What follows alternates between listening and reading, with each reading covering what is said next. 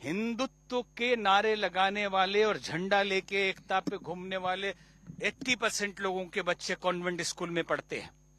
और किसको आप हिंदू राष्ट्र बनाएंगे? कागज के नक्शे को, या जबरदस्ती राजनीतिक माइलेज लेने के लिए आप आंदोलन कर रहे हैं?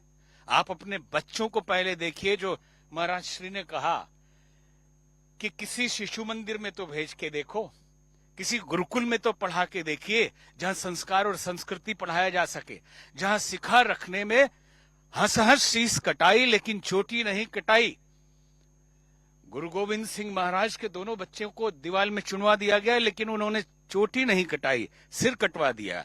लेकिन चोटी रखने में शर्म आती है, कलावा बांधने में शर्म आता है, संस्कार और संस्कृति की चर्चा करने में शर्म आती है। आउटडेटेड, हम तो मॉडर्न हो गए हैं, अरे इन सब चीजों को नहीं मानते। तिलक लगा के जाए तो कॉन्वेंट स्कूल में बवाल हो जाता है कि आप स्कूल का कोड नहीं है, तो आप व्यवस्था बिगड़। जब आप मुख बांध के जाते हैं तो व्यवस्था नहीं बिगड़ती है। आप जब वहां नमाज पढ़ लेते हैं तो व्यवस्था नहीं बिगड़ती है। और जब बच्चा तिलक लगा के चला जाए तो व्यवस्था बिगड़ जाती है।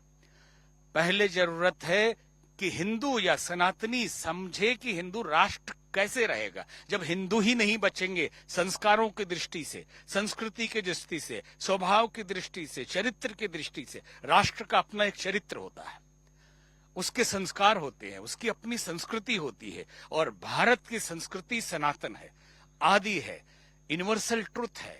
हमेशा से जो नेचर के साथ जीता है वो संस्कृति है, जो पूरे विश्व को अपना परिवार समझता है और आत्मवत सर्वभूतेषु के भाव में जीता, वो संस्कृति है। और उन संस्कारों को हम खो देंगे कॉन्वेंट में पढ़ के, उन संस्कारों को खो देंगे मॉडर्न बन के। न किसी बच्चे से, आज साधारण सी बात है, आप गीता बहुत बड़ी चीज है। चर्चा एक बहुत बड़े टीवी चैनल पे, इंग्लिश चैनल था, उन्होंने हमारा इंटरव्यू लिया। सीधे प्रश्न यही था कि क्या आप चाहते हैं कि विद्यालय में गीता पढ़ाई जाए?